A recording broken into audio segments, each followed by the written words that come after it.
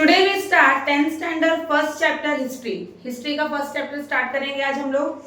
Historiography development in west. Historiography का development west side. Historical research writing and studies and carried out with an objective of understanding and chronology of the past events and their interconnection. This is the continuous process. जो हमारी past events है, जितनी भी past में हुई चीजें हैं, वो स्टेप बाय स्टेप जो है एक दूसरे से क्या है, इंटरकनेक्टेड है, मतलब लिंक्ड है, जुड़ी हुई है। In a physical and natural science the empirical method is used to verify the available knowledge. This method allow formulating law and remain true irrespective of the time and space. Those law can be tested and proved repeatedly. जो पहले की चीजें हैं उसको हम लोग अलग अलग तरीके से टेस्ट करते हैं। फिजिकल जो चीजें हमें मिलती है, कॉइन्स हुए या ग्रंथ पहले के जो रहते हैं, उनको हम बार बार रिपीट टेस्ट करते हैं कि सच है कि झूठ। In historical research, it may not be possible to use the method of laboratory. Historical research में हम लैबोरेटरी का मेथड यूज नहीं कर सकते हैं। So experiment and observation, this is so because they are not present in the historical time and space and the historical events can not be recreated. जो historical events थी, history में जो चीजें हुई, उसको हम लोग फिर से रिक्रिएट नहीं कर सकते हैं। Also in history it is not possible to formulate law that remain true irrespective of the time and space. To be starting में we need an expert who know the language and script of a historical document in order to read it and understand its meaning. Starting में हमें ऐसे expert की जरूरत पड़ती थी जो जिनको हिस्टोरिकल लैंग्वेज आती थी और वो स्क्रिप्ट वगैरह पढ़ सकते थे और हमें समझा सकते थे कि इसका क्या मीनिंग है, क्या लिखा है उसमें, blah blah. Also the experts can examine the authenticity of the documents. Authenticity मतलब होता है उसकी सच्चाई, राइट, डॉक्यूमेंट्स की, by using criteria such as the lettering style, author style of writer, manufacturing date and type of paper, stamp of authority etcetera. उस जमाने का, historical जमाने का पेपर भी अलग था, स्टैम्प भी अलग था, लिखने का लेटर भी अलग था, हैंडराइटिंग भी अलग थी और लैंग्वेज भी अलग था। Such a document is further scrutinized by a historian with the help of relevant historical references. अलग अलग historical reference है, अलग अलग method है। Method of various disciplines are useful in historical research. For example, archaeology, archival science, manuscriptology, epigraphy, analysis of lettering style, linguistics, numismatic, genealogy etcetera etcetera. ऐसे बहुत सारे अलग अलग तरीके हैं जिससे हम हिस्ट्री के बारे में अंडरस्टैंड कर सकते हैं। Tradition of history, we have learn about the historical research method. हम लोग ने हिस्टोरिकल मेथड के बारे में पढ़ा है, right. Critically examine the historical source and writing the historical narrative. The writing of critical historical narrative is known as the historiography. जो critical historical narrative मतलब हिस्ट्री के बारे में जो लिखा जाता था पहले का, उसी को हम क्या कहते हैं, हिस्टोरियोग्राफी। आपको एक पीछे क्वेश्चन है और इसमें नहीं भी दिया होगा तो आपको एग्जाम में आता है व्हाट इज हिस्टोरियोग्राफी, तो आपको यही आंसर लिखना है यहाँ से, वी हैव लर्न से लेकर historiography. A scholar who right such a narrative is a historian. अगर क्वेश्चन पूछा है हु इज हिस्टोरियन, तो ऐसे स्कॉलर जो हिस्ट्री लिखते थे, ऐसे नैरेटिव्स लिखते थे, उसको हम क्या बोलते हैं, हिस्टोरियन बोलते हैं। The historians can not include every past event in his narrative. जो हिस्टोरियन है वो अपने नैरेटिव में पास्ट इवेंट्स इंक्लूड नहीं करते हैं। The inclusions and interpretations of historical events by the historian often depend on the conceptual framework adopted by him. His style of writing is determined by that conceptual framework. उनका जितना भी work होता था वो एक कॉन्सेप्ट वाइज होता था।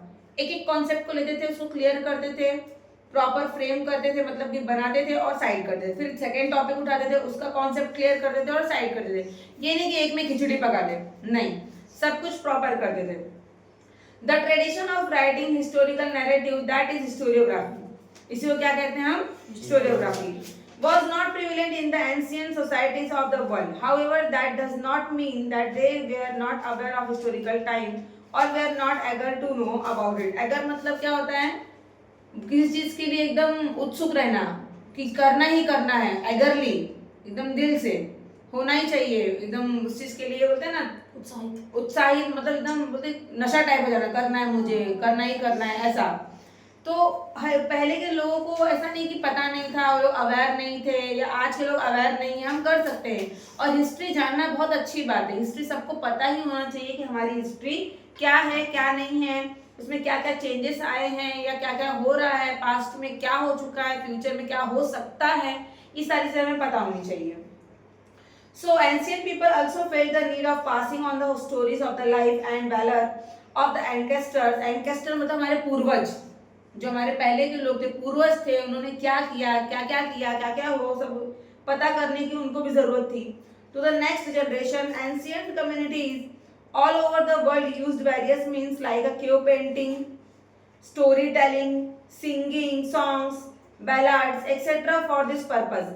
इस सारे जरिए से स्टोरी लिखकर, केव्स पे पेंटिंग करके, जगह जगह डांस वांस करके, ये सब करके उन लोग पहले की स्टोरी को एक्सप्लेन करते थे। देखो तुम लोग देखे रहोगे टीवी में राजा महाराजाओं के सामने, या कुछ समझ लो 100 साल पहले की बात होगी, या फिर 50 साल पहले की बात होगी, जगह जगह डांस करने वाले आते थे और कोई एक स्टोरी को गाना गा गा कर वो लोग एक्सप्लेन करते थे। टीवी में भी दिखाता है ना ऐसे, तो वहाँ के लोग उन लोग को थोड़े पैसे, कपड़े या दाना, ऐसा ग्रेन्स देते थे उन लोगों को, फूड ग्रेन्स, राइट ना। तो अब तो बहुत कम हो गया, लेकिन पहले बहुत ज़्यादा था। उस तरह से वो लोग एंशिएंट टाइप की स्टोरी बताते थे, ठीक है। For this purpose, these traditional means are looked upon the source of history in the modern historiography. इस तरह से मॉडर्न हिस्टोरियोग्राफी में हिस्ट्री इस सारी एक सोर्स है जिससे हमें हिस्ट्री का पता चलता है। नेक्स्ट हमारा है modern historiography. 4 main characters of modern historiography, 4 main characters हैं मॉडर्न हिस्टोरियोग्राफी के। फर्स्ट हमारा है it's method is based on scientific principle. ये मेथड जो है कौन सी, किसके ऊपर बेस है? Scientific principles. It begins with the formation of relevant question, जिससे हम लोग रिलेटेड क्वेश्चंस क्या करते हैं, बनाते हैं। सेकंड है this questions are anthropocentric. It means that these questions are about the deeds of member of ancient human societies for a particular period. पहले के जमाने के जो पर्टिकुलर समय था, उस समय का, उस समय के रिलेटेड हम लोग क्वेश्चन से ढूंढ के निकालते हैं। History does not suggest any inter relation between the divine and human needs. भगवान और इंसान के बीच का कोई रिलेशन हिस्ट्री नहीं दिखाता हमें, करेक्ट। थर्ड है answer to this questions are supported by reliable evidence, मतलब जो सच्चा सबूत है, सच्चाई है, सबूत, उसके ऊपर ये सारे आंसर्स डिपेंड है। अगर आंसर उससे मैच करता है तो है, और आंसर नहीं मैच करता तो नहीं है। History present a graph of Mankind journey with the help of past human deeds. History जो है वो दिखाता है कि इंसान की जर्नी कैसे रही है, पहले क्या था, फिर धीरे क्या हुआ, कैसे उसका बॉडी स्टाइल चेंज हुआ, खान पान, रहन सहन, सब कैसे बदला। फिर नेक्स्ट हमारा है development of scientific perspective in Europe and historiography.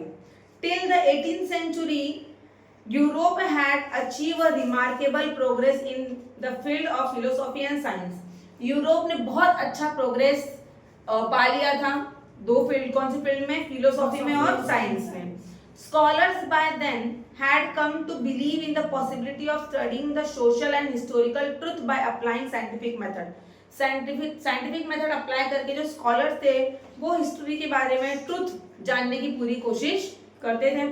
Now the philosophical discussion focused more and more on the objectivity in the history and historiography. Prior to the 18th century, मतलब 18th century के starting में all European universities were interested only the philosophical discourses revolving around the divine phenomena. बोलते ना कि वो लोग एक बोलते क्या बोलते दैव शक्ति पे मानते थे पहले के लोग, और कई सारी चीजें उसके ऊपर भी डिपेंडेड करती थी कि हाँ भगवान है, उन्होंने ऐसा किया वगैरह वगैरह। However, gradually this scenario began to change. धीरे धीरे पूरा सिनेरियो क्या हो गया, चेंज हो गया। In 1737, the Göttingen University was founded in Germany. कहाँ पे बनाई गई है, जर्मनी में। This university for the first time had an independent department of history. इसका खुद का own independent history का डिपार्टमेंट था। Later other German university also became centers of the historical study, अलग अलग बहुत सारे हिस्टोरिकल स्टडी के सेंटर्स धीरे धीरे बन गए। फिर आता है हमारा notable scholars. The contributions of many scholars are important in the development of historiography, historiography को डेवलप करने के लिए बहुत सारे स्कॉलर्स का कॉन्ट्रीब्यूशन है, योगदान है। स्कॉलर्स पता है ना, स्कॉलर्स कौन है? जो हिस्ट्री के बारे में जानते हाँ, जो हिस्ट्री के एक्सपर्ट लोग रहते थे।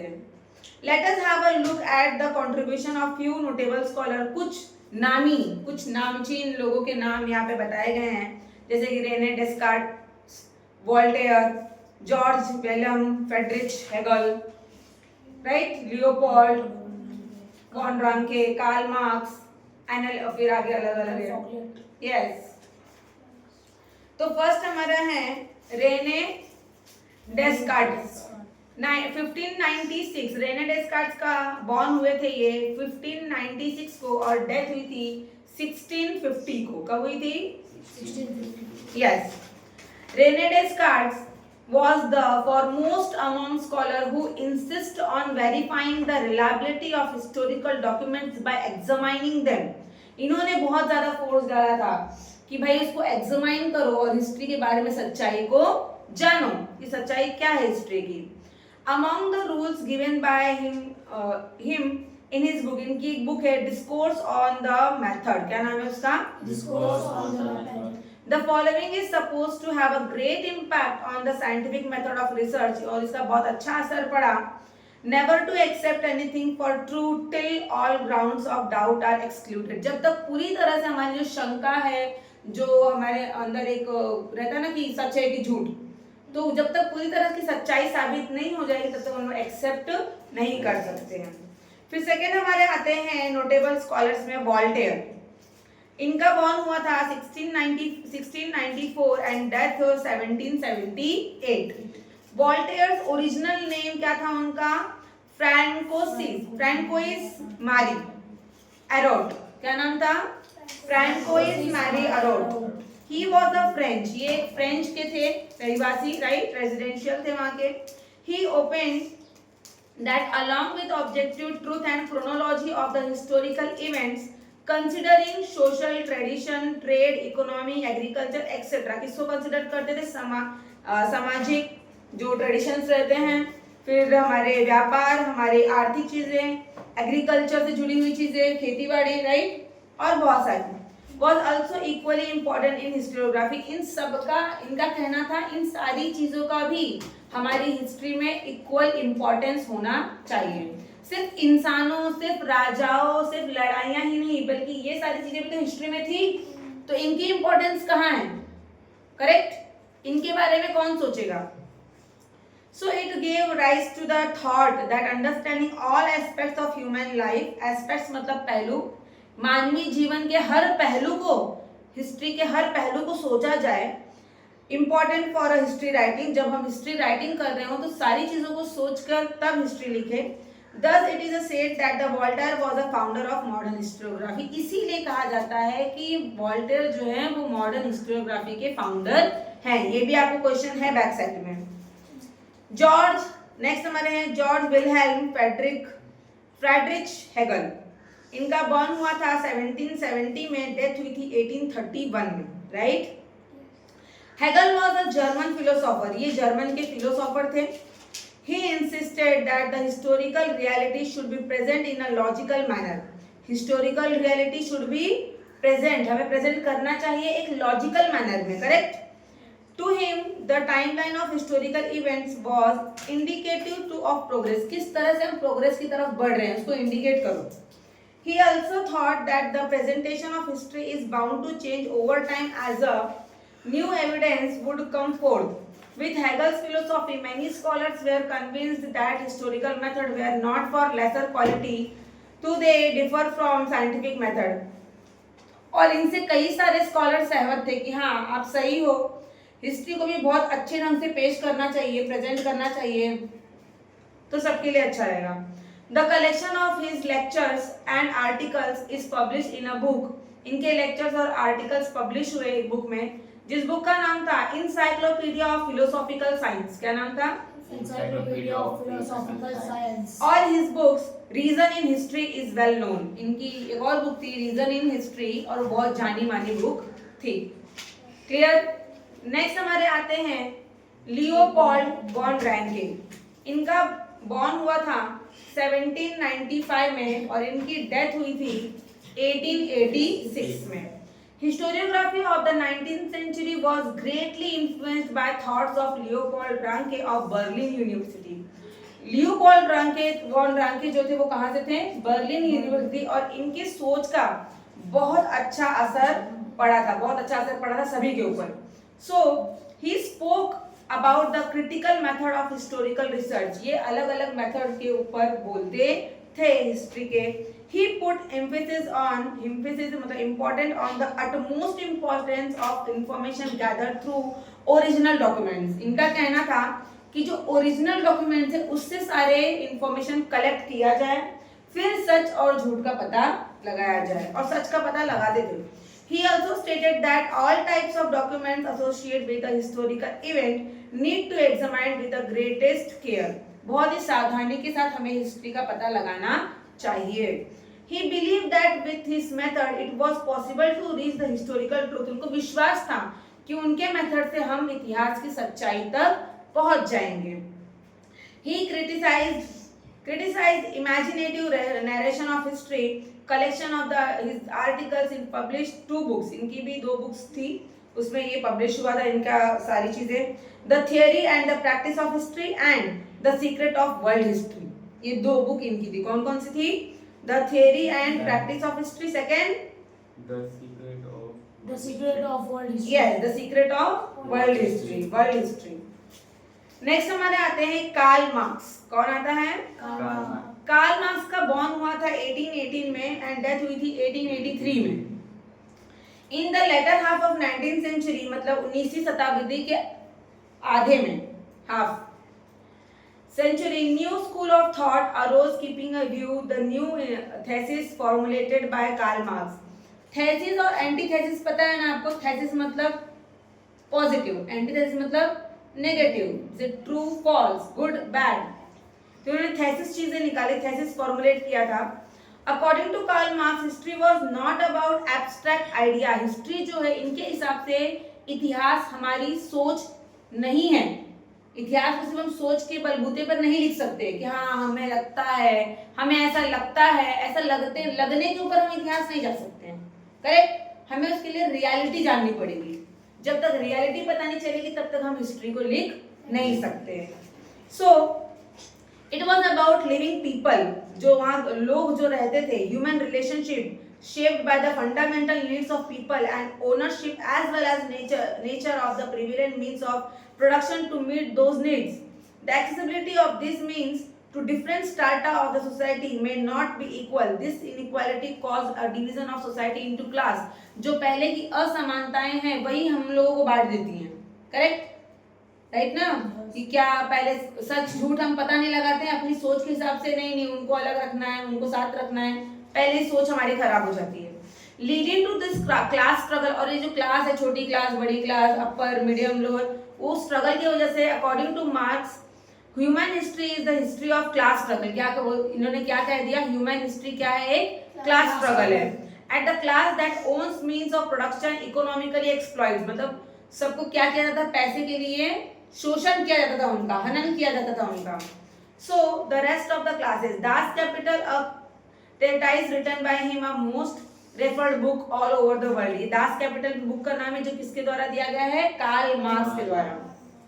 नेक्स्ट हमारा है analyst school.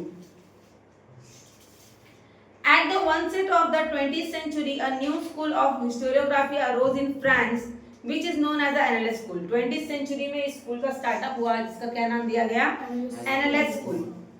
Analyst School gave a new direction to history writing. इन्होंने एक नया ही मोड़ दिया, नया नजरिया दिया.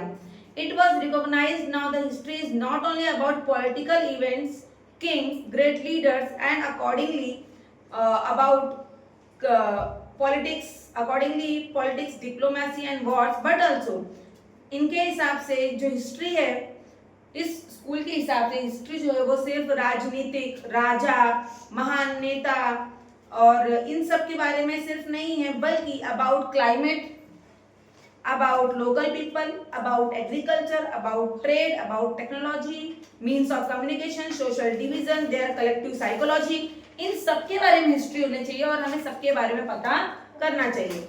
In the historical time, the Annales School was started by French historians. कौन स्टार्ट किया था Annales School? French historian.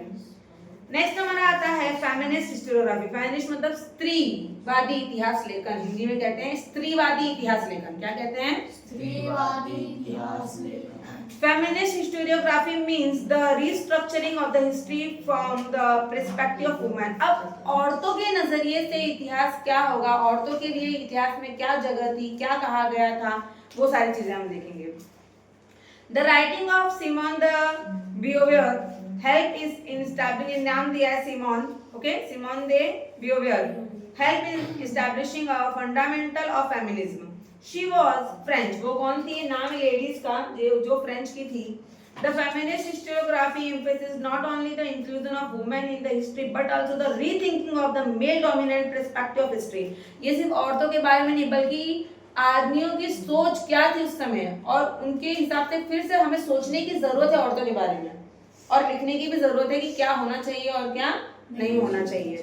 So it drove historical research to focus on the depth on various aspects of human life. औरतों के जिंदगी के अलग अलग पहलू से हमें सोचना चाहिए, just like as their employment, role of trade union, institutions working for their cause, their family life etcetera. हर चीज के बारे में औरतों के लिए सोचना चाहिए ना। पहले के लोग औरतों को जीरो वैल्यू देते थे, लेकिन धीरे धीरे जब वैल्यू मिलने लगी तो उनके बारे में अलग अलग तरीके से सोचा जाने लगा। In the historical writing after 1990, women were portrayed as an independent social class. औरतों का भी खुद का एक सामाजिक स्थान बन गया। फिर आता है हमारा माइकल फोकल्ट। इनका बॉर्न हुआ था 1926 और डेथ हुई थी 1984। The French historian of the 20th century, ये भी फ्रेंच हिस्टोरियन थे 20th सेंचुरी के। Michel Foucault brought forth a new concept of historiography. इन्होंने एक नया कॉन्सेप्ट दिया हिस्टोरियोग्राफी का। ही इन हिज बुक, उनकी बुक में, उनकी बुक का क्या नाम था?